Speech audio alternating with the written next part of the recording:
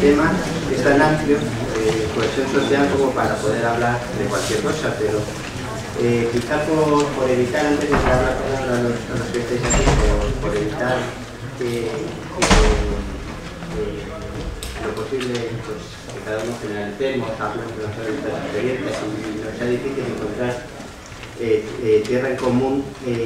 Yo en su momento reflexioné algunas cuestiones que veo que en las intervenciones que ha habido esta mañana pues han ido apareciendo al hilo de cómo lo social se integra en la regeneración urbana, y quizá podemos empezar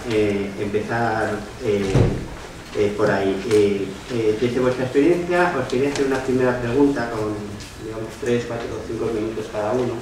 Una primera pregunta que podría ser cómo habéis vivido desde vuestra experiencia profesional esa integración de lo social dentro de la regeneración física. En concreto, veo que salían varios problemas. Primero la falta de recursos, ¿no? La lente de San Cristóbal, ¿no? Las cosas se pagan, pero parece que no se financian, que lo social se autofinancia. Entonces, ¿es posible hacer esto sin recursos? ¿Cómo habéis podido llevar a cabo unas actuaciones sociales dentro de un programa de regeneración? ¿Qué recursos os han puesto a vuestra disposición? En segundo lugar, otro tema que he apuntado era la de el sistema rígido y parcelado que tenemos en toda nuestra administración pública, y también luego dentro de cada elemento. ¿Habéis podido, por ejemplo, movilizar los recursos habituales sociales, por ejemplo, del Plan Nacional o de los programas municipales o de los programas autonómicos, y adaptarlos a las necesidades de nuestro proyecto? ¿Eso es posible? Tomar el dinero, por ejemplo, de educación, el plan que se llama PROA, para ayudar a los colegios, y entonces ese dinero se utiliza de otra manera, o las cosas son tan rígidas que tienen una persona pues no es capaz de adaptarse al barrio. Y en último lugar, una cosa que creo que no ha aparecido, por lo menos hoy creo en todo el día, que es la cuestión hay un proyecto social, pero tenemos un proyecto económico. ¿Habéis podido trabajar algún tipo de proyecto económico para el barrio? ¿Qué tipo de actividades pueden surgir? ¿Dónde van a estar los empleos? ¿Dónde van a estar las oportunidades en definitiva de ingresos? Os invito un poco a que aprovecháis un poco contando vuestra experiencia, presentándoos al resto, y empiezo dando la palabra a Julio. No me esperaba yo esto de las preguntas, pero... Bueno, yo me tengo que remitir un poquito a la experiencia que ya se ha comentado, que ha explicado Javier en una intervención anterior, porque mi experiencia más importante, por así decir, es la de San Cristóbal de los Ángeles, aunque ahora estoy en otra como militante en una colonia de 400 viviendas que también tiene una casuística relativamente parecida. Preguntaba Ángel cómo hemos vivido la experiencia desde el punto de vista de la integración social, ¿no? Bueno, la experiencia de San Cristóbal, cuando se nos planteó desde la MV una primera advertencia que nosotros hacíamos: por favor, no nos metáis en un lío de generar falsas expectativas a la gente, ¿no? Falsas expectativas porque, aunque partía de la propia empresa municipal de la vivienda, que lideraba el propia área de rehabilitación integral, como bien ha explicado Javier, nunca fueron dos procesos, el Plan de Desarrollo Comunitario y el ARI, no fueron dos procesos que tuvieran muchos puntos de contacto. Algunos tuvieron, pero nunca llegaron a realmente integrarse, ¿no? Aunque desde el punto de vista del Plan de Desarrollo Comunitario surgieron muchas propuestas y proyectos vecinales muy interesantes en relación a intentar vincular los dos procesos, como por ejemplo organizar a los presidentes de comunidad de propietarios y vincularlos de alguna forma tanto a procesos participativos como al propio ARI, ¿no? Bueno, la experiencia es que hay algunos técnicos que le echan mucha voluntad, que fue nuestro caso, que tenían un interés especial y que vendieron, por así decir, como se suele decir, la moto a los políticos, y iniciamos un proceso incierto en el que teníamos la intención de que no se quedara solo en falsas expectativas. El grueso es que se han quedado en falsas expectativas, aunque sí es verdad que se lograron algunos proyectos vecinales sacar adelante, ¿no? Pues luego a la segunda pregunta me remito, ahí contaré algo más, pero sí se llegó a organizar a una masa crítica de gente en el barrio, en torno a 500, 600 personas, en distintas asambleas, distintas mesas, como ya se ha comentado, en el que elaboraban proyectos. Hubo algunas aspectos de carácter simbólico, pero que por ello no dejan de tener importancia, como una fiesta ciudadana que se realizó intercultural, en el que participaron todas las comunidades más importantes de la población de origen extranjero, fundamentalmente, bueno, por la población, hay 3 colectivos importantes, ¿no? La población de origen marroquí, la población de origen ecuatoriano y la población de origen rumano y boliviano también tiene su importancia. Bueno, pues hubo una fiesta intercultural que fue un proyecto muy bonito en el que logramos una cierta cohesión y encaminados a uno de los objetivos que yo tenía pensada por ahí la intervención, ¿no? Uno de los primeros objetivos era generar un cierto, como también se planteaba en otras las intervenciones, un cierto, digamos, orgullo de barrio o identidad de barrio, ¿no? Y esto solo podía ser a través de generar una identidad de identidades, ¿no? Es una identidad que englobara al resto de identidades, que la respetara y que pusiera en uso sus potencias, ¿no? Como elementos identitarios comunes, ¿no? Ese orgullo de barrio, bueno, yo creo que empezamos a caminar en ese sentido y de alguna manera yo creo que algo ha quedado. En todo caso, mi experiencia es que, y yo creo que ya se ha comentado, y en este contexto mucho más, es que la perspectiva integral, ¿no? Que la perspectiva de alguna forma integral llevaría la cohesión social, que era un poco la mesa, ¿no? La cohesión social no puede ser sin la participación, ¿no? Y la participación y la cohesión son 2 conceptos muy complejos, es decir, intervienen múltiples dimensiones o variables. Bueno, pues el concepto de participar, si queremos que conlleve la cohesión social, al menos tiene 5 cosas, lo digo muy rápidamente, ¿no? En primer lugar, ser parte de una red social. En segundo lugar, estar en un lugar físicamente, arraigado, integrado. En tercer lugar, no solo ser y estar, sino sentirse parte de una comunidad y de un lugar.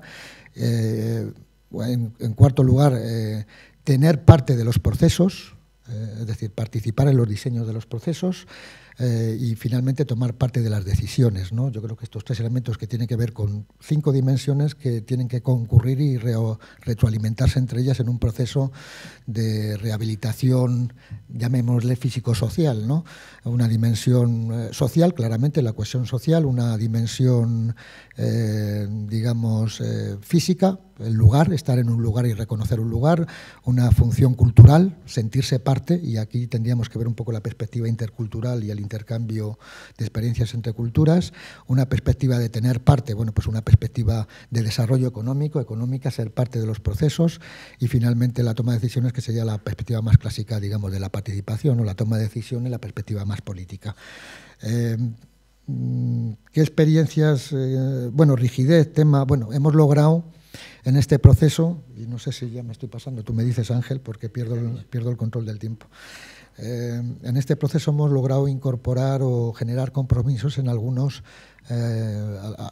digamos, parcelas de la administración pública, claramente a servicios sociales de la Empresa Municipal de la Vivienda y Suelo, a servicios generales del Ayuntamiento de Madrid en algún momento, al área de cultura, que fue importante para la fiesta de la actividad intercultural, y a la Consejería de Educación también en algún momento, en el que se incorporan de forma de discriminación positiva, se favorece la incorporación de algunos programas, digamos, de actividades adicionales que había en el sistema educativo entonces, que todo esto ya, pues evidentemente ha desaparecido, ¿no? O está en vías de desaparecer, todo aquello que eran las aulas de enlace o actividades de carácter creativo y artístico que se llevaba, había programas específicos. Logramos que los 5, o no sé si los 5, en varios de los colegios públicos se llevaran a cabo alguno de estos programas adicionales que reforzaban de alguna forma la integración de los chavales en el barrio, y les abría también otras perspectivas también de carácter educativo, contando con que había una, como ya ha comentado Javier, una entidad muy importante en el barrio, al mismo nivel que la propia asociación de vecinos, que es una asociación de vecinos histórica,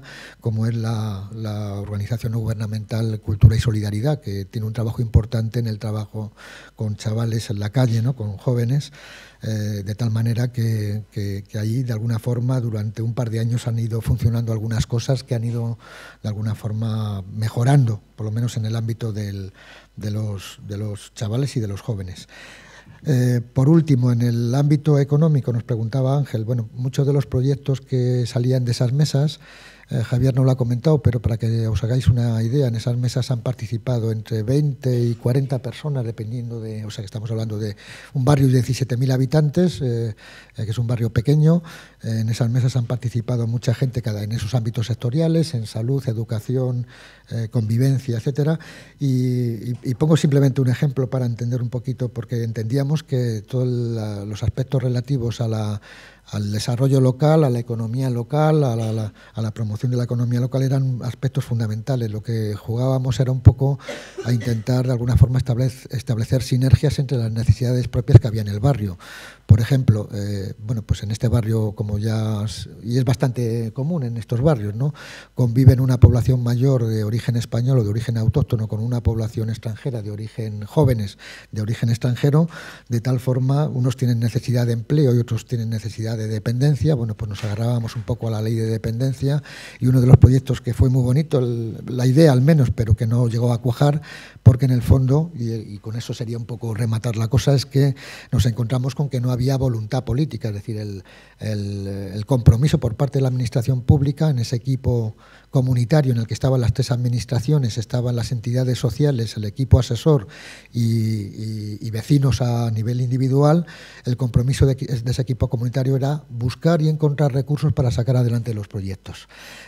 Quien falló pues fue la administración pública, claramente, y uno de esos proyectos que yo creo que es un poco gráfico, era intentar establecer un ámbito de formación dirigido a población de origen extranjero, fundamentalmente a jóvenes, aunque no exclusivamente, en el ámbito de la formación, en la atención a las personas dependientes, de tal forma que se generara a partir de ahí una empresa de economía social o una cooperativa o algo similar. Se hablaba de 10, 12, 14 personas que pudieran atender las necesidades de dependencia crecientes además en un barrio donde población dependiente, sin ascensores, en fin, lo que tiene que ver con el tema físico. Bueno, pues esto, que fue un proyecto muy interesante, pues no salió adelante. Sí salió adelante dentro de la Agencia de Empleo del Ayuntamiento, pues distintos cursos y atención personalizada a los desempleados del barrio, y es verdad que a través de ese proceso, que duró también quizá un par de años, hubo muchas personas del barrio que encontraron empleo, pero era, bueno, una vía, digamos, de refuerzo de lo que ya existía en el ámbito municipal, refuerzo dentro del barrio también por la situación del propio barrio. Y bueno, hay muchas cosas, pero sí eso, pues... Estupendo. Julio, no te he presentado, disculpa. Profe, bueno, nos dábamos por conocidos, ¿no? Quizá un poco con cierta petulancia. Julio es profesor de Sociología en la Universidad Carlos III. Y ahora voy a dar la palabra al otro extremo de la mesa, a Isabela Velázquez, urbanista, que también ha trabajado ampliamente en estos temas. Adelante, Isabela, ¿cuál es tu experiencia? La verdad es que, reflexionando según hablabas, y yo creo que la parte social de los proyectos en los cuales me he integrado, para mí es como la sal de la vida, ha sido lo más importante de lo que he hecho, y lo que me ha permitido salir un poco del urbanismo caduco con el cual soy enormemente crítica, que yo creo que ha sido una herramienta que no nos ha servido para casi nada durante mucho tiempo, salvo para dar pábulo al mercado y hacer un urbanismo de los negocios, que los resultados los tenemos ahí, por lo menos en mi generación, que ya no es ni siquiera la media de aquí, sino que es ya de 2 o 3 generaciones atrás, ¿no? Pero lo cierto es que yo creo que hemos jugado con cartas marcadas, o sea, teníamos unos objetivos en mente, pero en realidad estábamos jugando con unos instrumentos y con una forma de hacer que no nos llevaba a ninguna parte, y casi, en mi caso, evidentemente, ha sido precisamente ese contacto con la gente, ese intentar poner el urbanismo a favor de la gente,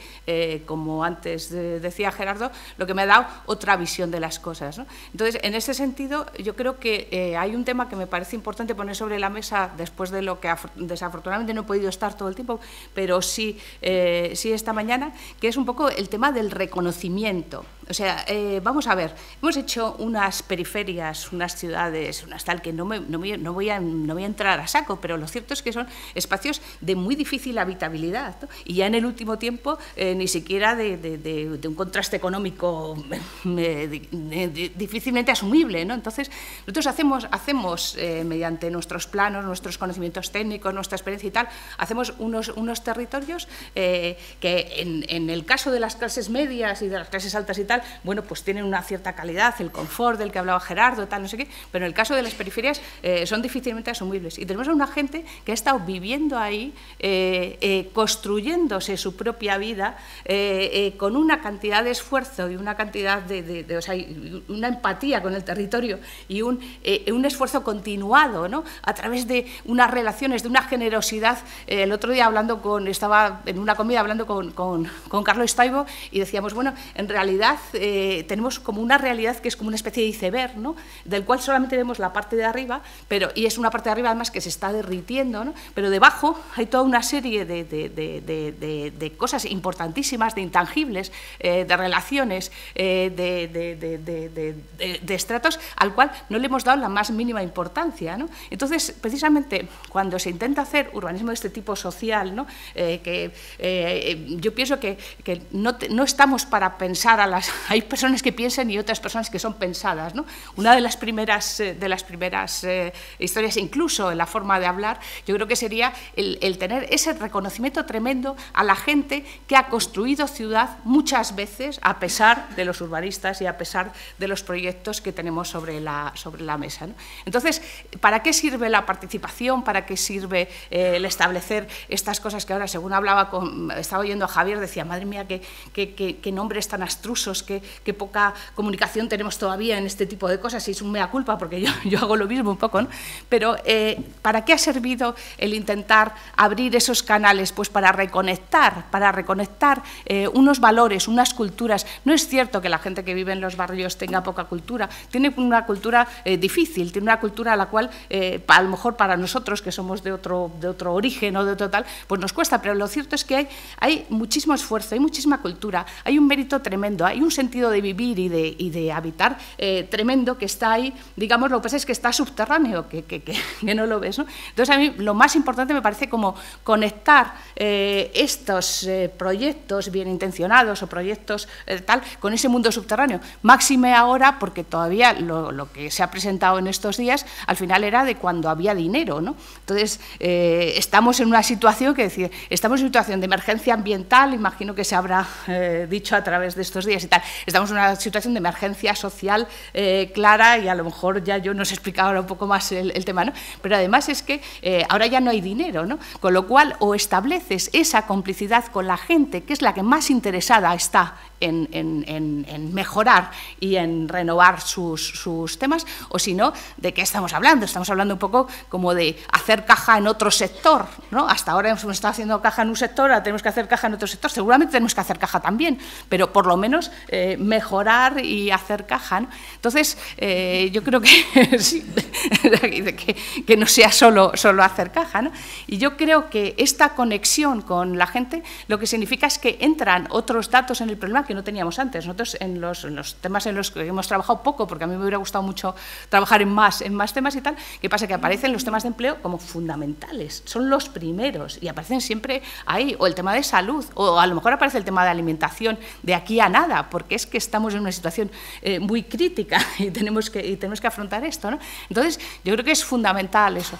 Con respecto al tema económico, pues evidentemente todo esto es como ha sido hasta ahora, o sea, no hemos tenido la generosidad cuando había dinero de dedicar, o sea, tenemos un estado del bienestar ínfimo, cortísimo, paupérrimo, ¿no? Entonces no hemos tenido la generosidad de dedicar dinero a estas cosas cuando lo teníamos. Ahora no sé muy bien lo que vamos a hacer, pero vamos, en el peor de los casos, yo lo que veo peor todavía, o sea, donde veo más una situación más crítica es donde tenemos barrios y ni siquiera tenemos gente, porque cuando tenemos barrios y gente todavía podemos tirar de la gente para renovar esos barrios, pero donde hay barrios y no hay gente, todas estas catedrales en los descampados y cosas de esas que tenemos por ahí es donde realmente no sé muy bien cómo vamos a lograr rehabilitarlo, cómo vamos a lograr abordar algo. Gracias. Muchas gracias. Gracias, Isabela. Y paso ahora a Yayo Herrero. Vale. Quizá te acercamos mejor. Ay, perdón. Adelante. Buenos días. Bueno, gracias por la invitación. Yo comentaros así a priori que yo de lo que os voy a hablar, en mi experiencia, yo ni soy arquitecta, ni soy urbanista, ni he participado en ninguna rehabilitación integral, sino que mi experiencia viene en la parte profesional, haber estado trabajando durante ya algún tiempo en un centro que creó la Universidad Complutense, que se llamaba Centro Complutense de Estudios e Información Medioambiental, que se articulaba al lado de la temática del cambio global, ahora comento, y por otro lado, llevar ya bastante tiempo en una actividad bastante sinérgica, que es el activismo en el movimiento ecologista. Por tanto, empezar planteando que, en mi opinión, es imposible hoy hablar de cohesión social ni de rehabilitación de ningún tipo si no lo enmarcamos dentro de la profunda crisis económica, ecológica y social que estamos viviendo. De la crisis económica no voy a hablar porque es la más evidente y es la que sale todos los días en los medios de comunicación, pero sí quería referirme un momentito nada más a una crisis estructural profunda que está debajo y que es la que se esconde detrás de esto que llamamos cambio global, alrededor del cual se articulaba este centro de la Fundación de la Universidad Complutense. Hemos llegado ya a un momento en el que estamos en plena explosión del declive de la energía fósil barata. Es decir, el momento en el que se ha alcanzado el pico del petróleo y por cada barril de petróleo que se extrae en un lugar del mundo no se encuentra otro que lo sustituye.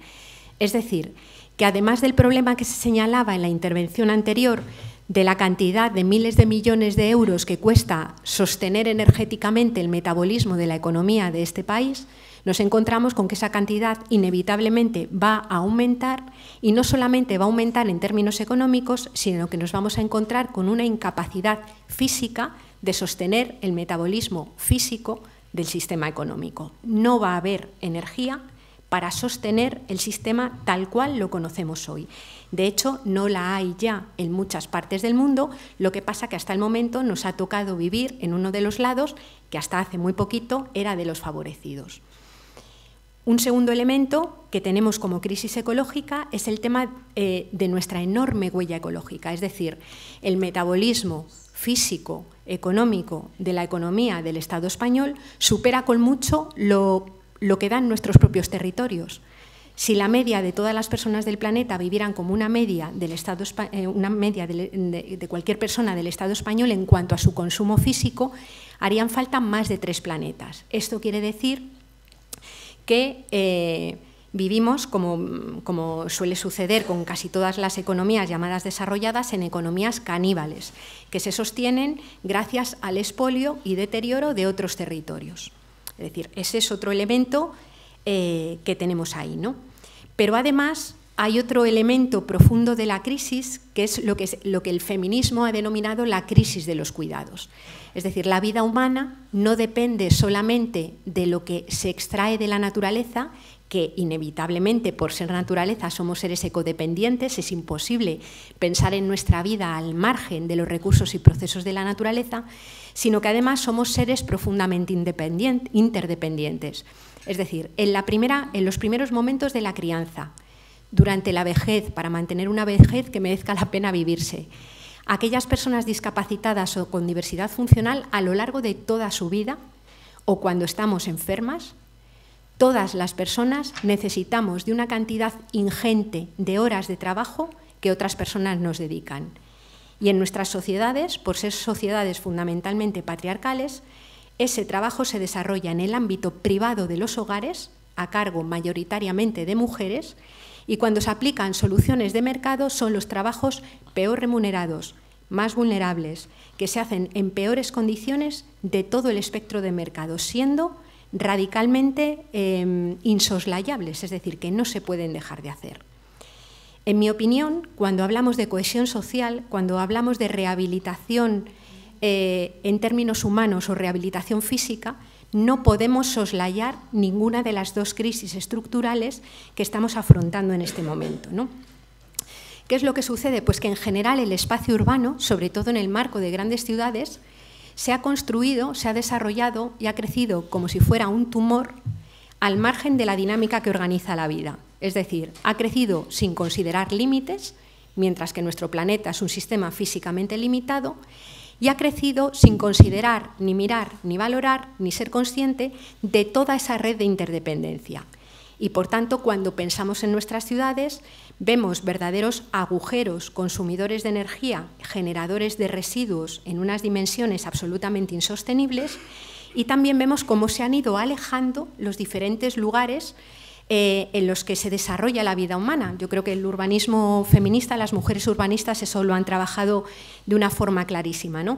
Hoy, para ir a cuidar a mi madre, para ir a trabajar al empleo remunerado, para trabajar en el ámbito de la casa o para hacer la compra, se recorren una cantidad de kilómetros en transporte motorizado que no se recorrían hace un montón de tiempo, encontrándonos con una tensión estructural importante en términos de tiempo, en términos de espacio y en términos de energía.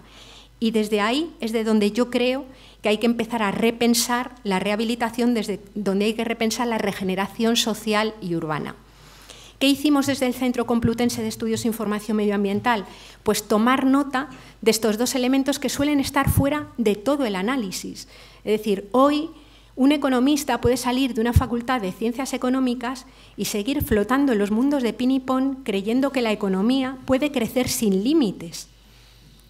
Pero es que yo, que he estudiado en una escuela de ingeniería, en este caso agronómica, salí también de la escuela sin saber que existen límites y creyéndome que un río era una tubería por la que discurre agua, sin valorar ni la interdependencia de la vida natural ni la vida social, ¿no? Desde el centro lo que intentamos hacer fue poner en marcha una serie de informes, una serie de procesos de investigación que se articularan en tres ejes. Por una parte, establecer un diagnóstico de dónde estábamos en términos de metabolismo físico. Una segunda parte, que era establecer escenarios, es decir, dónde podríamos estar en 2020 y 2050 si siguiéramos las pautas de consumo actual, si aplicáramos las medidas que se suelen llamar de desarrollo sostenible, que aprovecho para decir que han desaparecido con todo el tema de esta crisis que estamos viviendo, y si, además, si quisiéramos llegar a un punto en el que nuestro estilo de vida fuera compatible con el funcionamiento de la naturaleza. En función de esto, lo que hacíamos era desarrollar propuestas de políticas públicas y también de intervenciones en el terreno micro para poder caminar hacia esa transición. En esta línea salió un informe de ciudades en el cual el tema de la rehabilitación energética, el tema del modelo de transporte eran ejes, como no puede ser de otra manera, nodales. Salió también uno sobre el modelo de transporte y salió uno sobre edificación que dirigió Albert Cuchi, que está por allí al fondo, ¿no? En el que se hablaba de esta regeneración, de esta rehabilitación en el plano físico, pero también generando habitabilidad para las personas, ¿no? Salió otro también de energía, sociedad y economía. ¿Qué quiero decir con esto? Que, en mi opinión, hablar de ciudad, de edificación, de transporte, de economía y de sociedad es la misma cosa. O sea, que esta denuncia que se hacía o esta pregunta que tú planteabas de si están los temas demasiado fragmentados. Ah, tú también participaste en uno de los informes, ahora que me acuerdo. Sí, en el de transporte. Pensé que iba a quedar. Bueno, hay varias personas que participaron en los informes que andan por aquí, ¿no? Pero sin este eje transdisciplinar no es posible. Pero además los informes no entraban en lo transdisciplinar desde este punto, sino también desde la agencia, es decir, quién tiene que intervenir. Y por eso los informes tuvieron como objetivo desde el principio que estuvieran trabajados desde el ámbito académico, desde el tejido social organizado y los movimientos sociales. Es decir, que fuera un lugar en el que se encontraba aquel conocimiento más canónico que viene de la academia y aquel conocimiento que se genera, como decía Isabela, en los barrios, porque se hacen muchas cosas, ¿no? Hoy, si tenemos que hablar de cohesión social, yo creo que es imposible dejar de mirar también, por ejemplo, lo que ha supuesto el 15M. hemos conocido en la Puerta del Sol un verdadero espacio de regeneración social que era también regeneración física, donde hubo que articular en función a las necesidades los espacios, donde hubo que organizarse, donde hubo que mover cosas, donde hubo que comer. Es decir, que la gente, y era gente la que llegaba muchas veces muy poco politizada, tiene capacidad para aportar, tiene capacidad para construir, ¿no? Si nos fijamos, por ejemplo, en iniciativas que van en la línea de resolver los problemas que hemos dicho, nos estamos encontrando con grupos de crianza compartida que tratan de resolver, por ejemplo, el declive que se está produciendo en las plazas, en las escuelas públicas o las subidas de tasas que han tenido. Nos encontramos ya con algunos grupos que empiezan a pensar en planes de pensiones alternativos, de apoyo mutuo ante la situación precaria en la que se pueda encontrar mucha gente, ¿no? Nos empezamos a encontrar gente que se articula haciendo comedores populares, porque en nuestros barrios empieza a haber problemas de gente para comer, empieza a haber problemas de gente que no tiene para pagar la bombona de butano. Entonces, todas esas iniciativas que se están dando en los barrios son iniciativas sociales que tienen que ver con la regeneración del espacio físico y también con salir de las esferas privadas del hogar para satisfacer necesidades de una forma más colectiva, que a mí me parece algo imprescindible en el marco de un planeta que tiene límites físicos y en el que además muchos de los recursos empiezan a dar síntomas de agotamiento, ¿no? Yo querría señalar también algún riesgo para esta cohesión social en el momento actual. Uno creo que pueden ser los mecanismos de lucha entre pobres, es decir, la crisis que estamos viviendo ahora se está saldando, como dice Amaya Pérez Orozco, una economista, con una colectivización de los riesgos para el capital, es decir, se están regenerando o pretendiendo regenerar las tasas de ganancia del capital, repartiendo entre todos lo que han sido sus riesgos y la debacle económica que ha supuesto la voracidad del crecimiento basado en nada, y una privatización de los riesgos para la vida. Es decir, toda esta dinámica de cortes en la ley de dependencia, de que haya personas que ya no puedan estar en los centros de mayores, de desahucios, de gente que ya no puede llevar a los niños y a las niñas a los comedores escolares, esas tensiones se están reajustando dentro de las casas, de forma privada. Y por eso, cuando la gente sale a resolver los problemas colectivos a la calle, es una muestra de cohesión tremenda. ¿Qué riesgo hay ahí? Pues que nos encontremos con mecanismos de lucha entre pobres. Es decir, que gente precaria que tiene nacionalidad española empieza a culpabilizar a gente precaria que tiene nacionalidad de otros lugares. Esos mecanismos yo creo que son riesgos que tenemos en todos los procesos en donde estemos que trabajar con ellos, porque son cosas que se dan. Y si miramos el espejo de Grecia, que lo tenemos ahí al lado, y vemos cómo ha surgido un movimiento fascista como Amanecer Dorado, vemos otros riesgos aún peores, ¿no? Creo, a lo mejor os parece un poco friki plantear esto aquí, que hablar de regeneración urbana, que hablar de regeneración física, que hablar de recursos físicos del planeta y de interdependencia son elementos que tienen que estar en la cabeza de cualquier persona que trabaje en los temas de rehabilitación. Muchas gracias, Yayo. Y vamos a terminar esta primera ronda con Víctor Renes, el director de FOESA.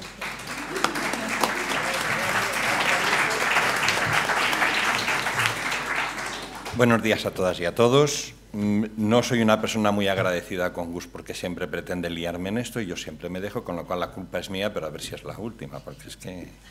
¡Qué manía! Hablo desde la experiencia desde el año 75 en una asociación vecinal del barrio en el que vivo, que es San Fermín. Reflexiono allí y algo me ayuda mi etapa en la coordinación de los informes FOESA, que fue hasta que uno entró en la edad del júbilo. 3 aspectos voy a comentar en el tema de cohesión social desde la experiencia que Ángel nos invitaba a hablar. Primero, territorio.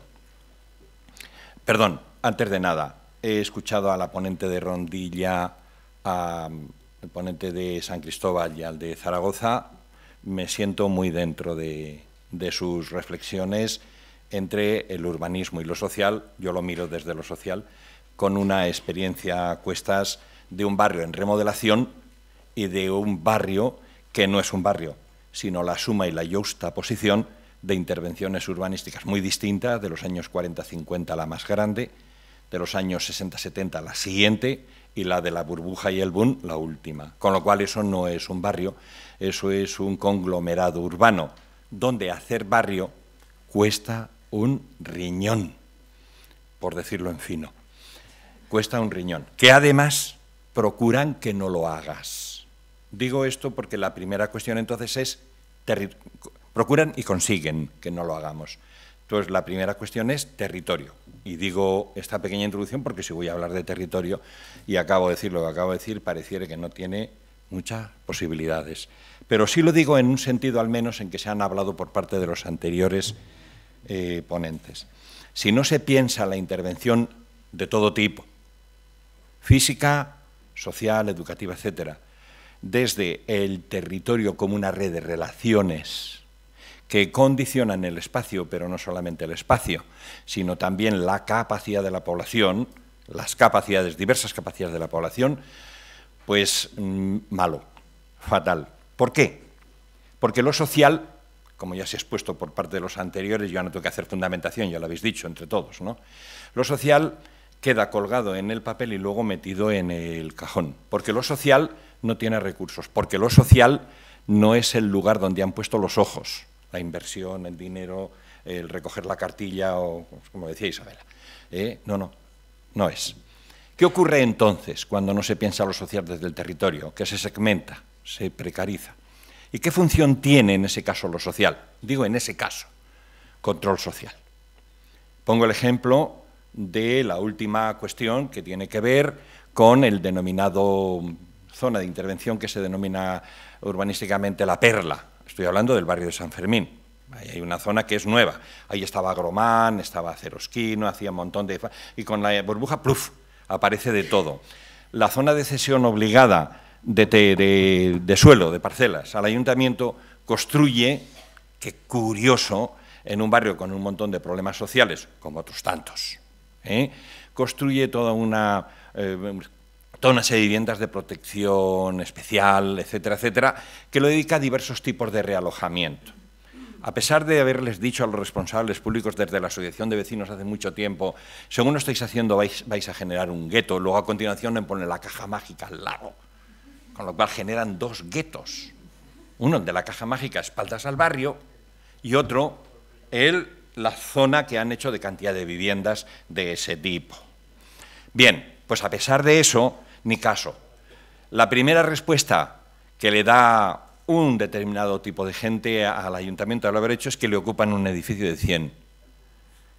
Entonces, mientras tanto y cuanto ya están ocupadas también todo el resto de viviendas, de tipo medio. No de clase media alta, pero bastantes condominios con sus piscinas, etcétera, en un barrio de este tipo. Es de furia. Respuesta del ayuntamiento. Bueno, primero mandó a la policía para que los echaran al día siguiente. Pero respuesta del ayuntamiento, si es necesario hacer una intervención social, no la hemos previsto. No será porque no os lo hemos pedido, dicho y demostrado. Sí, lleváis razón. Es poner una oficina de atención social con un trabajador social al margen de la asociación de vecinos, del barrio y de todo. Lo cual significaba que era el punto donde la gente ponía el ojo. Los que van ahí, esos son los malos que ya decimos nosotros que aquí existen. Por lo tanto, esa forma de intervenir, con esa segmentación y fragmentación de lo social y de todo lo demás, es guetizar a una serie de gente y señalarla como los culpables. Hoy eso se ha ahondado todavía más. Porque además, como está la caja mágica, de cuando en cuando, más de 4 chavales, no tan chavales, rompen los cristales de la caja mágica. Son esos. Eso es lo que está logrando hacer, y como el tema es cohesión social, eso es lo que está logrando de cohesión social. Mientras tanto y cuanto, la opción la tenían muy clara. Segundo punto de este asunto. Primero el territorio, segundo punto, los agentes sociales. Me voy a referir en este punto, lo habéis dicho todos, pero especialmente a la ponente de la rondilla. Quedamos excluidos de ese asunto en cuanto a agente social. Solamente funcionábamos como agente reivindicativo, pero no como agente social del proceso del barrio, que consistía básicamente en hacer intervenciones de tipo integral, no digo iguales ni parecidas a lo de San Cristóbal, pero tomarlo que vamos en esa misma onda. Porque en ese caso nosotros no señalábamos, no guetizábamos, no hacíamos una intervención para los chicos y chicas de ese lugar que no van al cole, sino para la problemática que el barrio tiene de fracaso escolar. Seguramente donde más gente iría sería de ese sitio, porque además procuraríamos que así fuere, pero no exclusivo ni excluyente, por lo tanto, con una mostración que no va a resolver la conciencia ciudadana de guetizar ese sitio, pero sí que va a poner unas bases distintas que, dependiendo de los procesos posteriores, podían revertir el asunto. Tercera cuestión, el problema en el fondo de todo esto es quién manda. En definitiva, un planteamiento distinto de lo territorial, un planteamiento distinto de lo social y todo lo demás, un planteamiento distinto de los agentes sociales, el problema que plantea es que está jugando ahí el empoderamiento del personal. Y aseguro, desde la experiencia, porque tú no me has dicho que haga ni números, ni cifras, ni traiga testigos, ni nada, sino desde mi experiencia, es que el problema clave del por qué ocurre esto que está ocurriendo claramente no es la caja. La caja fue la manera en que construyeron, pero a partir de ahí, yo hablo de mi experiencia, no digo que se pueda resumir todo lo que han dicho los demás ponentes, es el empoderamiento del personal. A esos ni agua. Ni agua. Porque es verdad que somos capaces luego de plantarnos.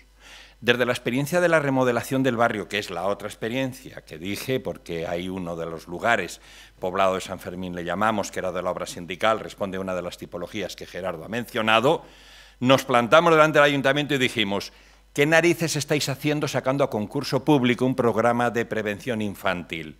¿Sabéis lo que está pasando? Que la empresa que se ha quedado con ello, cuando llega junio, llega al barrio para que le demos nombres de chavales, se justifique el asunto. Ni una más nos encerramos. Fuimos nosotros quien llevamos al año siguiente, desde la asociación, con esos otros criterios, ese tipo de intervenciones. Claro, en cuanto han podido se ha acabado. ¿Por qué? Porque evidentemente había un proceso de empoderamiento de la gente, de capacidad de plantarse, de reivindicar, de ser gente, de ser personas, de ser ciudadanos, de ser vecinos. Termino. Hoy, cohesión social. De acuerdo con lo que ya se ha dicho, Julio, gracias Yayo, por lo que ha dicho, etcétera, así me ahorro todo tipo de explicaciones de la crisis, etcétera, etcétera. Yo hoy, en barrios como los que estoy viviendo, zona sur de Madrid, zona sur, cuando se dice zona sur de Madrid, la gente piensa en Móstoles. Zona sur del Ayuntamiento. Bastantes barrios de Usera y muchos de Villaverde. Ahí se está produciendo, para mi modo de ver, 4 cuestiones que ejemplifican un poco cómo en el tema de la cohesión social vamos para adelante. Camino hacia el abismo. Daremos el siguiente paso, no lo dudéis. Yo estoy convencido de que lo vamos a dar. Uno primero. El abandono de los barrios está haciendo que los barrios seamos un espacio solitario, sin llanero ni nada por lo de solitario. Porque simultáneamente a todo esto, no solamente lo que he contado, otra serie de políticas, etcétera, han hecho que nos debilitemos tanto los movimientos sociales y quedamos algunas personas para venir a echar un mitin. Pero no es verdad, no es verdad. Existimos y somos, y a mucha honra, pero no engañamos, por lo menos en un foro como este. Sin llanero solitario. Se han cerrado centros, se van a cerrar centros de mayores, se han cerrado las OPEAs, que era con dinero de la Comunidad Europea y que en el barrio, desde la asociación, hacíamos orientación e información para el empleo, etcétera, etcétera. No somos agencia de colocación, somos gente que acompaña el proceso de las personas en este momento que han quitado todo eso y apenas hemos quedado son recursos. Aún hay 2 personas que casi de manera voluntaria siguen siendo referentes de la gente que en algún lado tiene que decir algo. Como por ejemplo, te dejo a la niña porque no puedo cuidarla. ¿Me vas a dejar a mí una niña? Te dejo a la niña. Como por ejemplo, decirle, vengo a temas de empleo. Pues es que no hay, dice, me da igual, tú dame una solución. Como por ejemplo, te pones de rodillas y empiezas a llorar a la compañera diciendo dame algo. Perdón, no es demagogia, es drama, que no es lo mismo. Que no es lo mismo. Son pequeñines ejemplos. Primero, ha cerrado eso como se está cerrando los educadores sociales, centros, programas e intervenciones. Se han transformado prácticamente, desaparecido los mediadores vecinales en espacios públicos, porque en poblaciones como mi barrio y otros muchos más tenemos un montón de población inmigrante, perfecto, pero eso tiene toda una serie de procesos. Se va a medio reducir o cerrar el programa de de dinamización vecinal, ya me contarás. Dejamos la lista abierta para las experiencias de cada quien, llanero solitario. Segundo, el futuro, los del futuro no tienen presente. Especialmente estoy hablando de la parte educativa. Ha desaparecido todos los programas que había en el centro. En el colegio público de mi barrio, de 13 actividades extraescolares que en este momento tenía que haber dinero comunidad, ayuntamiento, en este momento no hay ni idea. Ni idea. En la asociación lo notamos porque a la ludoteca que tenemos y al equipo de baloncesto que estamos haciendo, etcétera, etcétera, tenemos lista de espera. O sea, ya parecemos la administración pública. Claro, la gente te toma como algo que hace alguien y a algún sitio tiene que ir y qué hace con el chaval.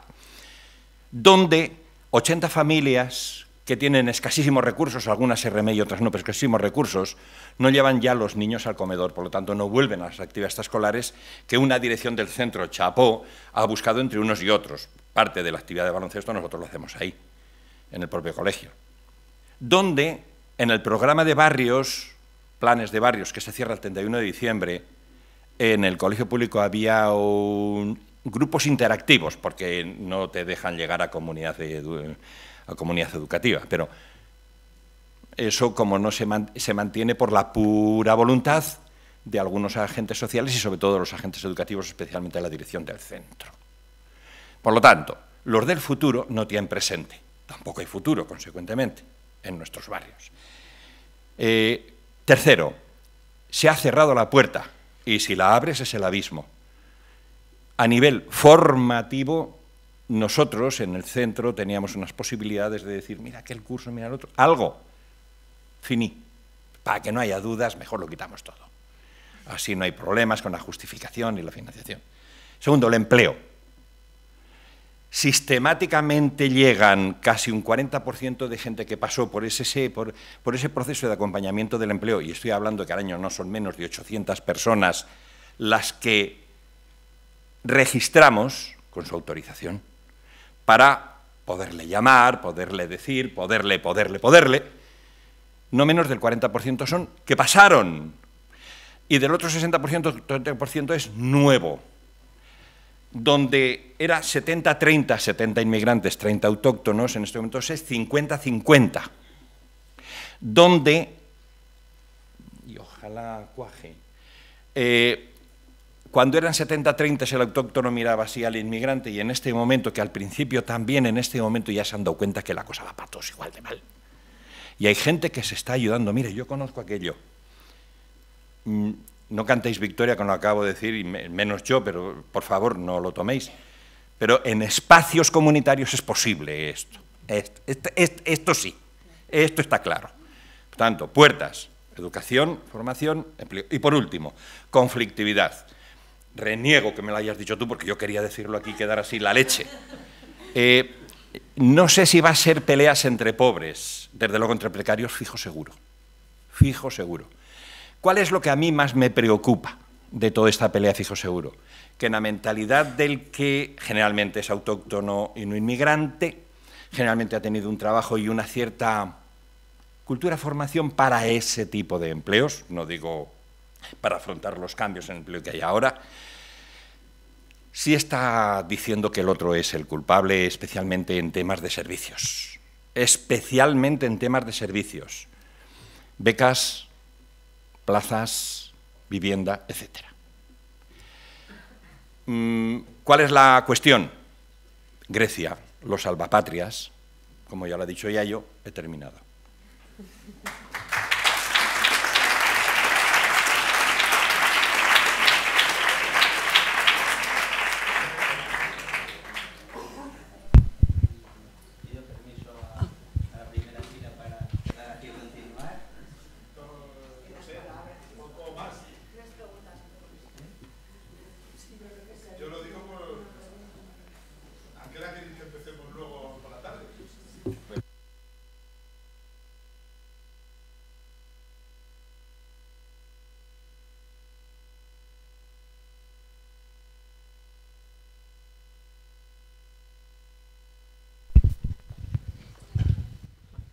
Hola, Bueno, antes de hacer la pregunta quería dar las gracias a los dos últimos ponentes porque a mí personalmente me han servido muy bien para enmarcar mejor el contexto de este seminario.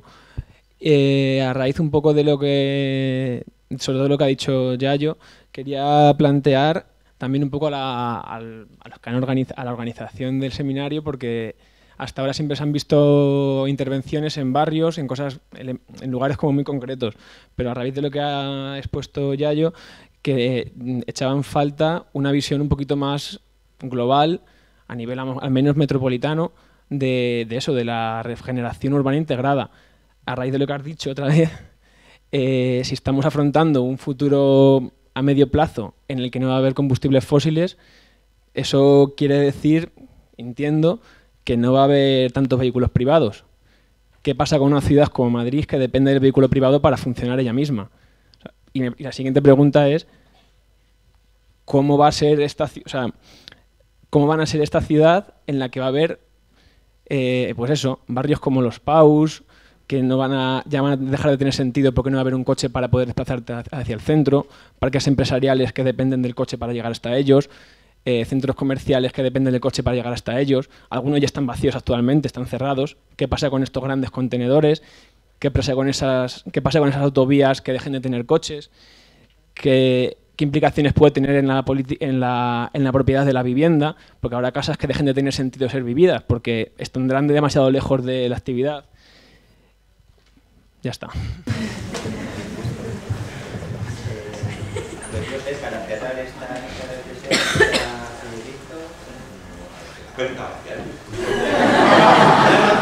es que lo quería traer un poco a costa y os voy a explicar por qué. Porque yo creo que conoce la respuesta que te va a dar Yayo, conoce la respuesta que puede dar Isabela, y me interesaría ver la respuesta que puede dar el sociólogo. Julio me ha rechazado, pues me parece que es bueno que interactuemos entre